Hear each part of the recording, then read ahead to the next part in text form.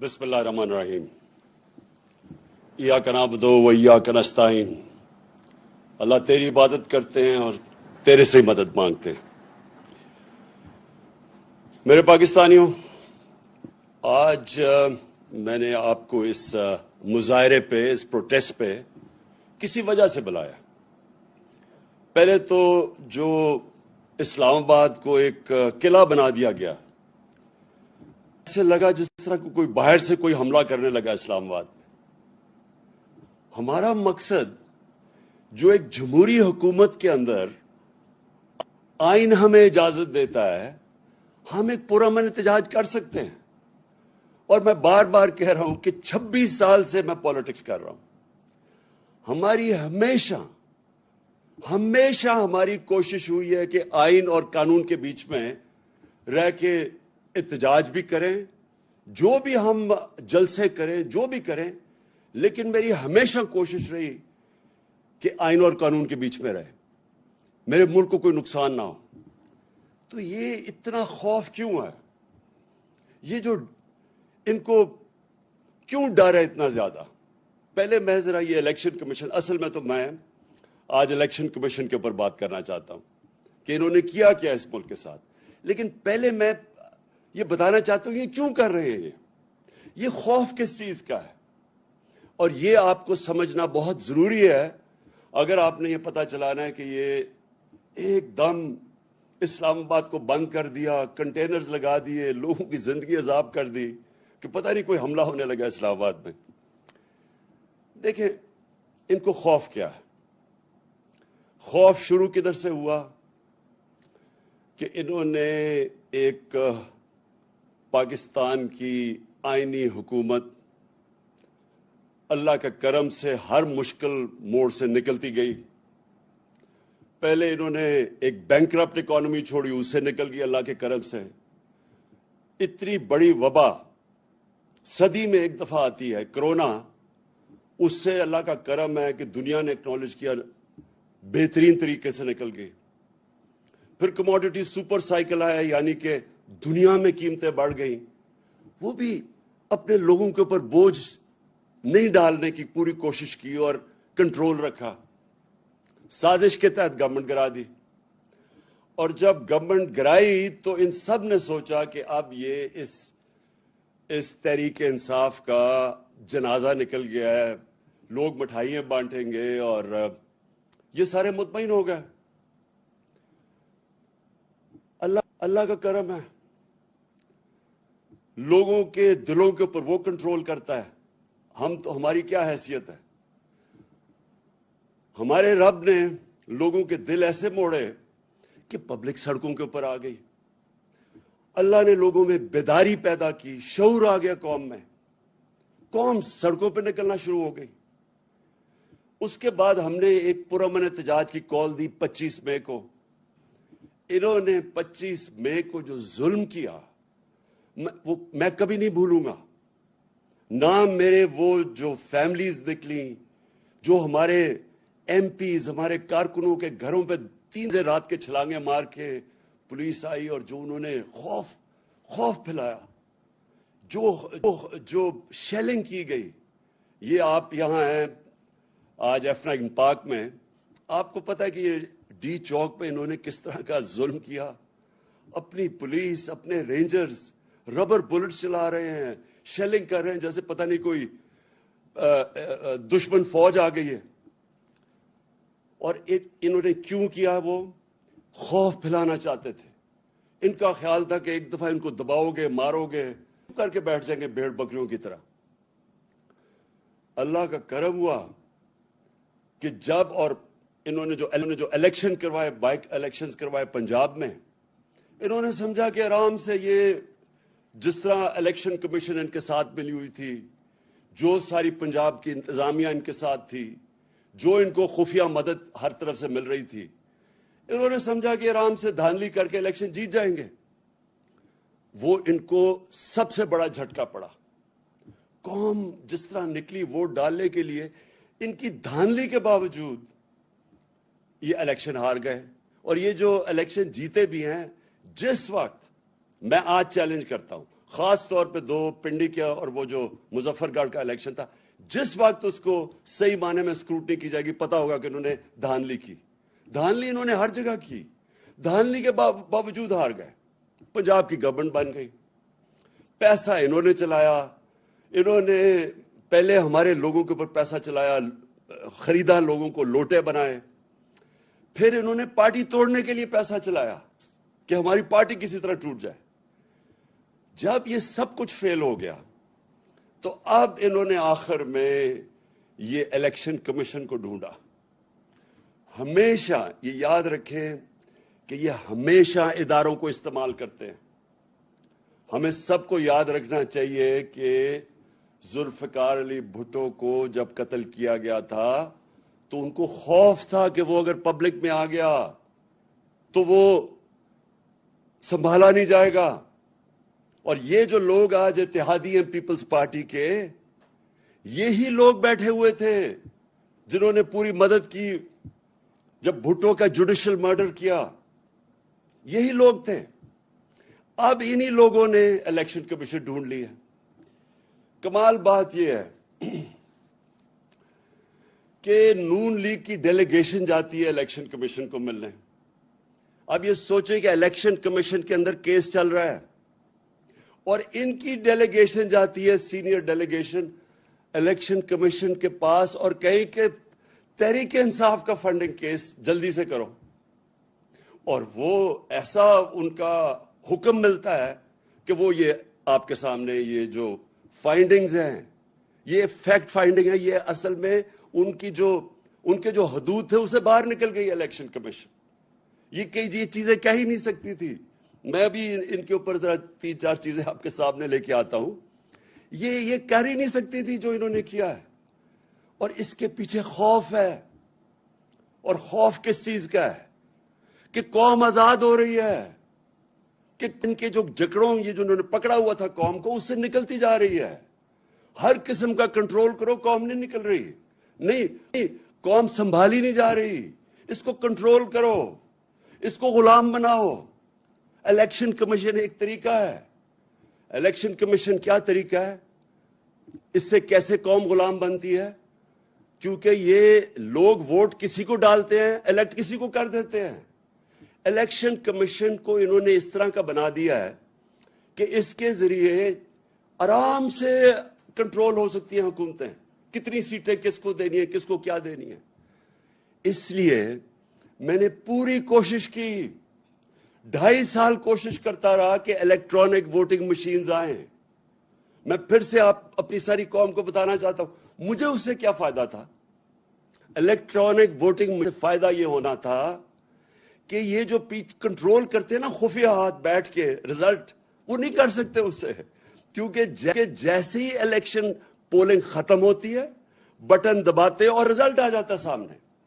وہ جو گیم چلتی ہے، جیسی ہی پولنگ ختم ہوتی ہے اور رزلٹ اناؤنس ہوتا ہے، اس کے بیچ میں جو چکر چلتے ہیں، جو ہر قسم کے حربے استعمال کیے جاتے ہیں.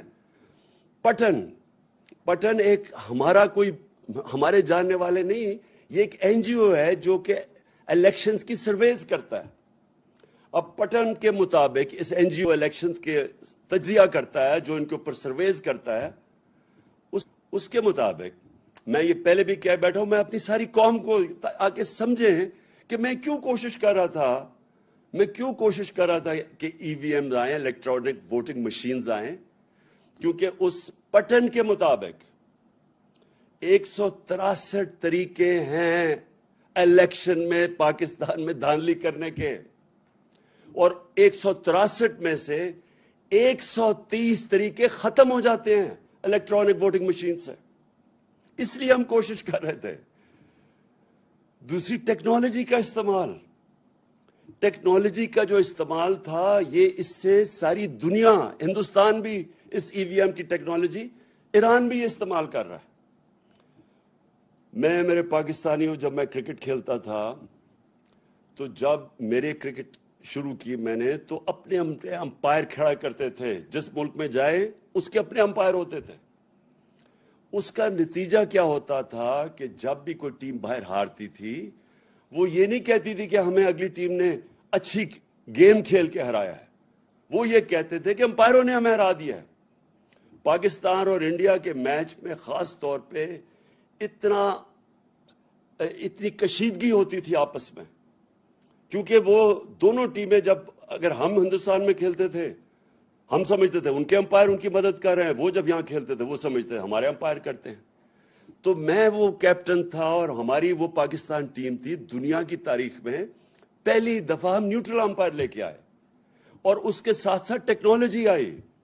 آج کرکٹ کے میچ میں جو آپ کرکٹ دیکھتے ہیں، ٹیکنالوجی اور نیوٹرل امپائرز کی وجہ سے جو جیتتا ہے اور جو ہارتا ہے سب تسلیم کر لیتے ہیں۔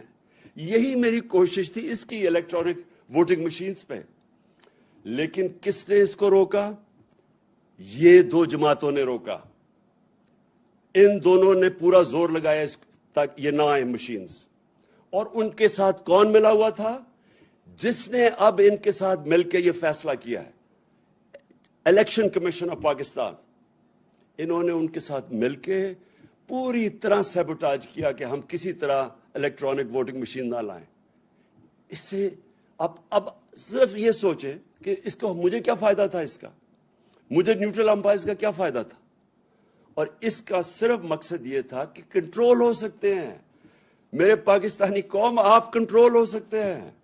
اس کا مطلب یہ کہ آپ اپنی ووٹ سے اپنے ملک کے فیصلے نہیں کر سکتے، آپ حکومتوں کو گرار اٹھا نہیں سکتے، کیونکہ وہ یہ کنٹرول کر لیتے ہیں الیکشن، کہ فلانے کو اتنی سیٹس دے دو، اچھا اس کو اتنی سیٹس دے دو۔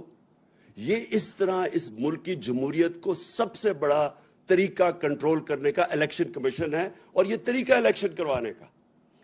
اب مجھے یہ بتائیں، جب سے میں جانتا ہوں سینٹ کے الیکشن میں پیسہ چلتا ہے، سینٹ کے الیکشن کے اندر ایم پیز کو خریدا جاتا ہے، ہر جگہ نہیں، کئی جگہ بہت زیادہ پیسہ دیتے ہیں۔ ہم نے اپنے 20 ایم پیز کو پختونخوا سے نکالا جو بکے سینٹ کے الیکشن میں، ان کی تصویریں بھی چلی کہ وہ پیسے 5-5 کروڑ روپیہ ان کو دے رہے ہیں، ان کی بلکہ ویڈیوز بھی چلی۔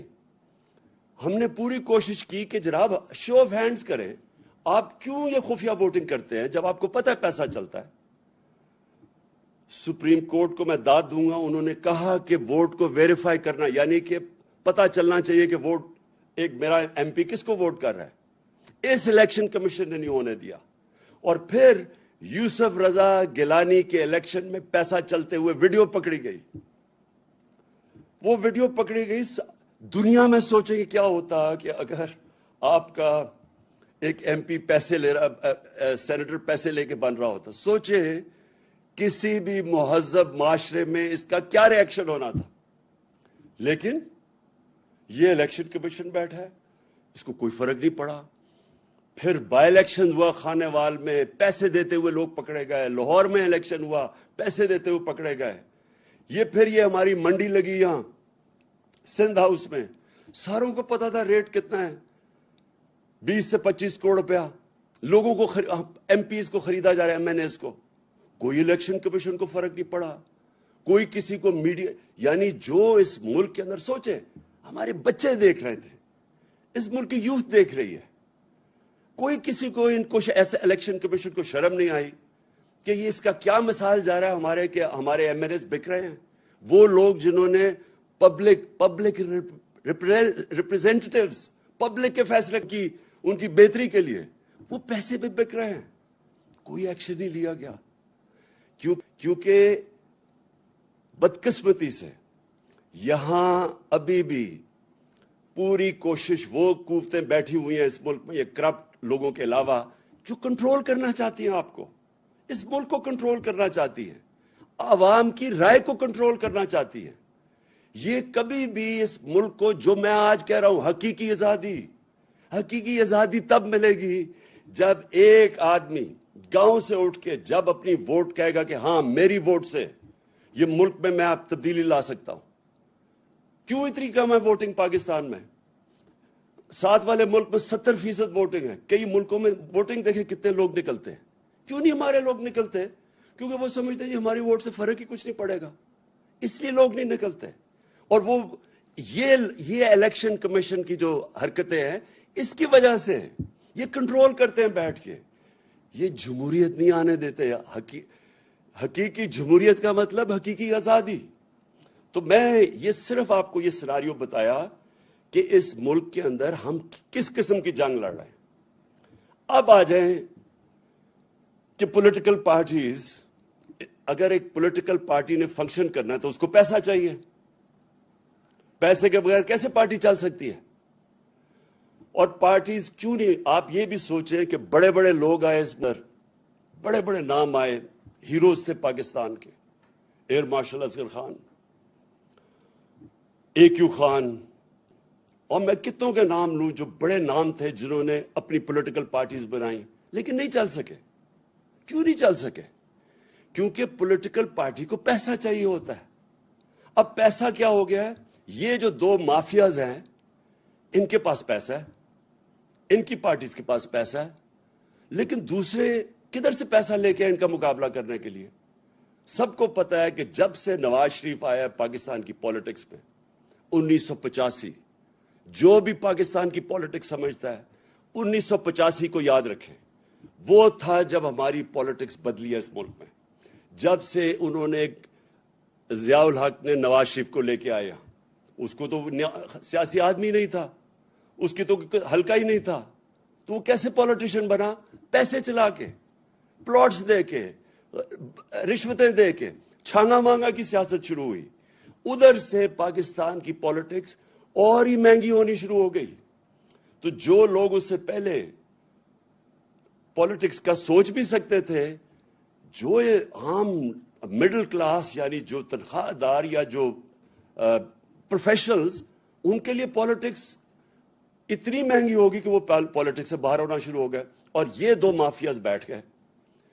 میں جب پالیٹکس میں آیا تو 14 سال تک ہماری پارٹی چھوٹی رہی. وہ کیوں چھوٹی رہی؟ کیونکہ بڑا مشکل تھا پیسہ اکٹھا کرنا. کیونکہ لوگ ابھی تک، میں تو عوام کے پاس سے گیا پیسے اکٹھے کرنے، اور تو میں تو پہلے دن سے ان دونوں کو مافیاز کو چیلنج کر رہا تھا. تو ہمارے لیے پیسہ اکٹھا کرنا بڑا مشکل تھا. اللہ کا کرم ہوا تب بھی اس نے لوگوں کے دل بیدار کیے، لوگوں کے دل موڑے، اور لوگوں نے پیسہ دینا شروع کیا. سب سے پہلے پیسہ کس نے دیا؟ بیرون ملک پاکستانیوں نے. انہوں نے کیوں پیسہ دیا؟ کیونکہ وہ سمجھ گئے تھے جو بیرونی ملک پاکستانی ہیں ان میں شعور ہے، کیونکہ انہوں نے ڈیموکریٹک سسٹمز دیکھے ہوئے ہیں. برطانیہ میں بیٹھے ہوئے ہیں، امریکہ میں بیٹھے ہیں، یورپ میں ہیں. ان کو پتہ ہے کہ ڈیموکریٹک سسٹم ہوتا کیا ہے. انہوں نے دیکھا کہ یہ دو مافیاز آ رہے ہیں، باریاں لے رہے ہیں، پیسے بنا رہے ہیں. تو انہوں نے سب سے پہلے مجھے سپورٹ کیا. تو وہ کیسے سپورٹ کیا؟ کیونکہ اس سے پہلے میں شوکت خانم کے لیے پیسے اکٹھے کرتا تھا. یہ یاد رکھیں کہ آدھا پیسہ شوکت خانم کا بیرون ملک پاکستانی دیتے ہیں. تو انہی لوگوں نے پھر میں وہاں جب پیسے اکٹھے کرتا تھا امریکہ میں، برطانیہ میں، انہوں نے آہستہ آہستہ انہوں نے کہا ہم آپ کی پارٹی کو بھی پیسہ دینا چاہتے ہیں. تو پہلے پیسہ ادھر سے اکٹھا ہوا. اور یہ پہلی دفعہ، اب سب کے لیے یہ بات سمجھنے والی ہے، پہلی پارٹی جس نے پاکستان میں پولیٹیکل فنڈ ریزنگ کی وہ تھی تحریک انصاف. اور اس نے باقاعدہ، اور پولیٹیکل فنڈ ریزنگ کیا ہوتی ہے؟ مثلا برطانیہ کی پارٹیز کیسے پیسے اکٹھا کرتی ہے؟ وہ کھانے کرتی ہیں، کھانے پہ لوگ آتے ہیں، لوگ ہر ٹیبل خریدتے ہیں، وہ ان ڈونیشن سے وہ پھر پارٹی کی طرف جاتی ہے. یہ امریکہ میں بھی ہے، انگلینڈ میں بھی ہے، ساری دنیا میں ہے کہ پولیٹیکل پارٹیز فنڈ ریزنگ کرتی ہیں. ان دو پارٹی سے پوچھیں کہ انہوں نے کیوں نہیں فنڈ ریزنگ کی؟ کیونکہ ان دو پارٹیز کو کوئی پیسہ دے گا ہی نہیں. ان سے پوچھے ہم کیوں کہتے گئے کہ ہمارے کیس بھی سنیں اور ان دونوں پارٹیز کے کیس بھی سنیں. لیکن اس الیکشن کمیشن نے جبکہ 2 دفعہ عدالتوں نے کہا کہ ہمارے اکٹھے کیسز سنیں، اس نے یہ بالکل ان کے کیسز نہیں سنے اور نہ ہی سے سننے ہیں.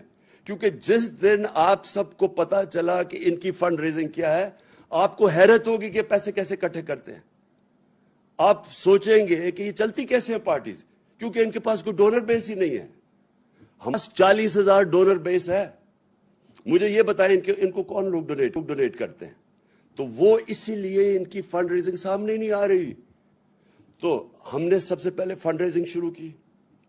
دنیا میں گیا، ہمیں بلائے، ہم نے اپنے سیلز کریٹ کیے، ہماری PTI امریکہ بنی, PTI برطانیہ بنی, تھوڑے تھوڑے پیسے شروع کیے, اس طرح ہماری پارٹی اوپر آنی شروع ہوئی.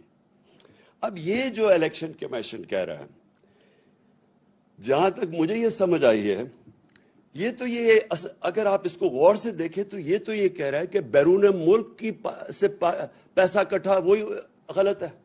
یہ تو کہہ رہا ہے وہ فورن فنڈنگ ہے.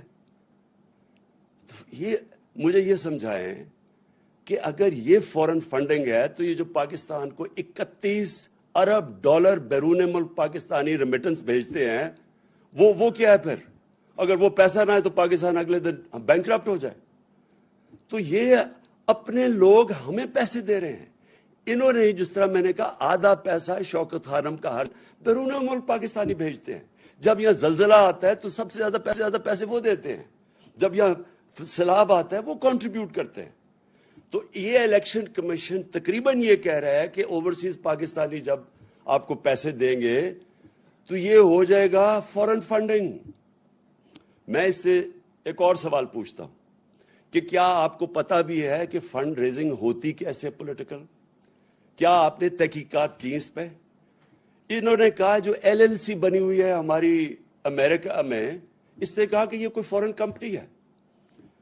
آپ سب کے لیے یہ سمجھنے کی بات ہے, LLC کا مطلب جو لمیٹڈ لائبلٹی کمپنی بنتی ہے امریکہ میں, یہ قانون کے مطابق آپ کو بنانی پڑتی ہے. اگر آپ امریکہ میں پیسے اکٹھے کریں تو آپ کو لیگل اینٹی بنانی پڑتی ہے قانون کے مطابق. اور قانون کے مطابق اگر آپ نے پیسے اکٹھے کرنے ہیں پولیٹیکل پارٹی کے لیے بھی, تو کوئی آپ کو پیسہ نہیں دے گا. امریکہ میں لوگ پیسہ نہیں دیتے جب تک ان کو یہ نہ پتا ہو کہ وہ لیگل اینٹی ہے. شوکت خانم کے لیے میں جب پیسہ اکٹھا کرتا ہوں انگلینڈ سے اور امریکہ سے, تو ہمارا IKCA رجسٹرڈ چیریٹی ہے. لوگ اس کو پیسہ دیتے ہیں, وہ ڈائریکٹ پیسہ ہمارے پاس نہیں بھیجتے, وہ پہلے ادھر پیسہ دیتے ہیں, ادھر سے پیسہ آتا ہے. اسی طرح جو پاکستانی LLC کو پیسہ دیتے ہیں وہ ہمارے پاس آتا ہے. تو یہ فورن فنڈنگ نہیں ہے. فورن فنڈنگ ہے کیا؟ فورن فنڈنگ یہ ہے کہ جب آپ کسی اور بیرون ملک سے پیسہ اکٹھا کریں, کیونکہ وہ آپ کی پالیسی متاثر کر سکتا ہے. فورن فنڈنگ یہ ہے کہ آپ کسی ملٹی نیشنل کمپنی سے پیسہ اکٹھا کریں, مثلا نیسلے ہے, اگر آپ اس سے پیسے لیں تو یہ آپ کی پالیسی متاثر کر سکتا ہے. اس لیے یہ اس کو یہ پروہیبٹڈ فنڈ ریزنگ ہے. اور فورن فنڈنگ یہ بھی اب انہوں نے 2017 کے بعد قانون بنایا کہ فورن فنڈنگ یہ ہے کہ اگر بیرون ملک کوئی کمپنی سے بھی پیسہ لے تو وہ غلط ہے. ہمارے سارے پیسے یہ جو ساری رپورٹ آئی ہے یہ ہے 2012 کی. تو سب سے پہلے تو 2012 کی جو رپورٹ آئی ہے, میں یہ چاہتا ہوں کہ اس وقت آپ ذرا ویڈیو دیکھیں جن کو انہوں نے کہا ہے کہ یہ فورن فنڈنگ ہے. میں ذرا چاہتا ہوں کہ یہ ذرا ویڈیو چلائیں تاکہ آپ سب دیکھیں کہ کس کو کہہ رہے ہیں کہ فورن فنڈنگ ہے.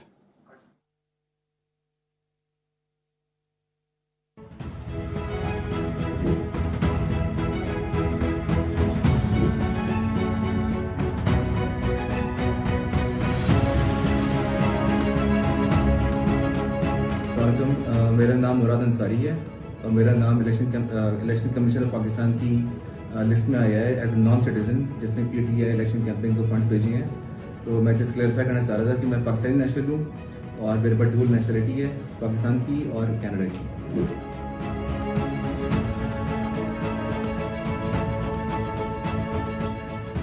تو میں نے سوشل میڈیا پہ ایک لسٹ دیکھی جس میں فورن نیشنل ڈونرز کی لسٹ میں میرا نام بھی انہوں نے شامل کیا ہوا ہے, جس میں مجھے بڑی حیرت ہوئی. اور میرے نام کے آگے انہوں نے لکھا ہوا ہے ناٹ پاکستانی. میں الیکشن کمیشن اور سارے پاکستان کو یہ بتانا چاہتی ہوں کہ الحمدللہ میں پاکستانی ہوں, پاکستان میں پیدا ہوئی ہوں, PTI کی سپورٹر 1996 سے ہوں.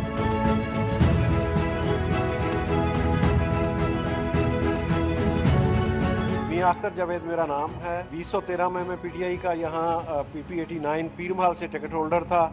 میری کمپنی زین کاٹن پرائیویٹ لمیٹڈ 1992 میں رجسٹرڈ ہوئی تھی فیصل آباد میں, جس کی رجسٹریشن اور ڈاکومنٹ سارے میں نے دکھائے ہیں. میں نے پارٹی کو 10,000 روپے چندہ دیا تھا, جو کہ انہوں نے, میں ابھی میرے دوست نے بتایا کہ آپ کا نام فارن فنڈنگ میں آ گیا.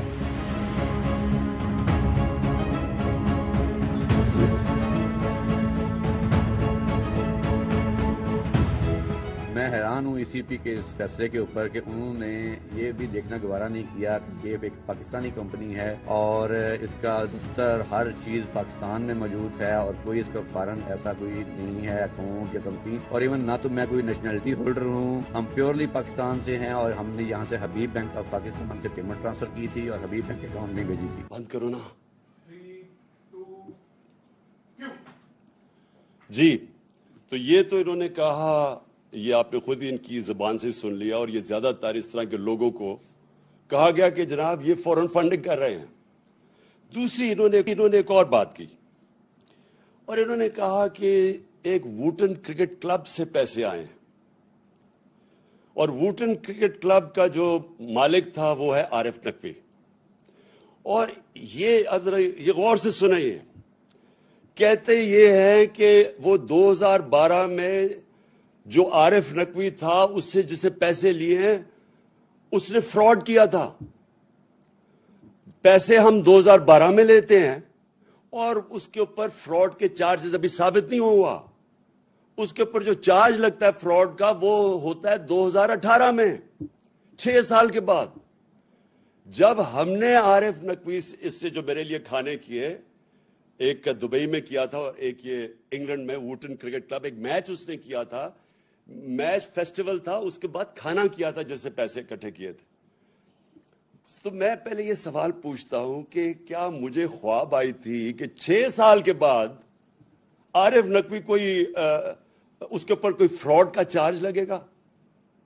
اور پھر ایک فائنینشیل ٹائمز کے انڈیکس کو لے لیتے ہیں یہ، اور فائنینشیل ٹائمز کا وہ جو ایک اس کا آرٹیکل ہے، لیکن فائنینشیل ٹائمز کے آرٹیکل کی وہ جدھر اس نے $20 بلین نواز شریف کو اور شہباز شریف کو اسی آرٹیکل میں لکھا ہوا ہے، وہ جو دیا تھا، وہ میں حیران ہوں کہ ام حریم کو اس چیز کا پتہ نہیں چلا۔ اس کو یہ تو پتہ چل گیا کہ انہوں نے پیسے اکٹھے کر کے $2 بلین دیے ہیں تحریک انصاف کو، لیکن جو ان کو رشوت کے پیسے دیے تھے ان 2 بھائیوں کو 5 ارب روپیہ، وہ تو کسی کو نہیں پتا چلا۔ تو دوسری میری بات یہ کہ اس میں کوئی چیز انلیگل نہیں تھی، غیر قانونی نہیں تھی۔ اس کی کمپنی، اس نے پیسے اکٹھے کیے، اپنی کمپنی کے ذریعے ہمیں بھیج دیے۔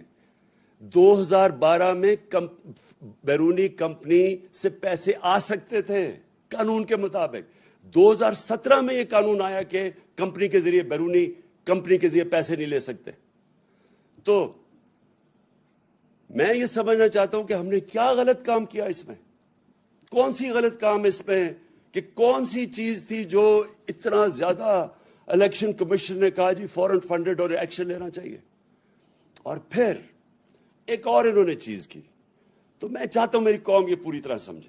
انہوں نے کہا عمران خان کو ڈسکوالیفائی کرنا چاہیے کیونکہ اس نے دستخط کیے تھے ان اکاؤنٹس کے اوپر 2012 میں۔ میرے پاکستانیوں، آپ سب کو سمجھ آنی چاہیے کہ کیا فرق ہوتا ہے ایک ایفیڈیوٹ کا اور ایک سرٹیفکیٹ کا۔ اب سب کو پتا ہونا چاہیے کہ اس میں فرق کیا ہے۔ ایفیڈیوٹ آپ وہ دیتے ہیں جو شہباز شریف نے عدالت کے اندر دیا تھا کہ میں انڈر اوتھ یہ کہتا ہوں کہ نواز شریف واپس آ جائے گا، اس کو ایفیڈیوٹ کہتے ہیں۔ ایفیڈیوٹ وہ ہوتا ہے جب اگر میں اپنی پراپرٹیز بتا رہا ہوں الیکشن کمیشن کو کہ میری کون کون سی پراپرٹیز ہیں، یا اس کو جب اپنے کاغذ درج کرواتے ہیں تو تب آپ ایفیڈیوٹ دیتے ہیں کہ یہ ساری پراپرٹیز میری ہیں اور میں اس کو ایفیڈیوٹ دے رہا ہوں۔ سرٹیفکیٹ کا بالکل مختلف مطلب ہے۔ اب میں شوکت خانم، میں آپ کو مثال دیتا ہوں۔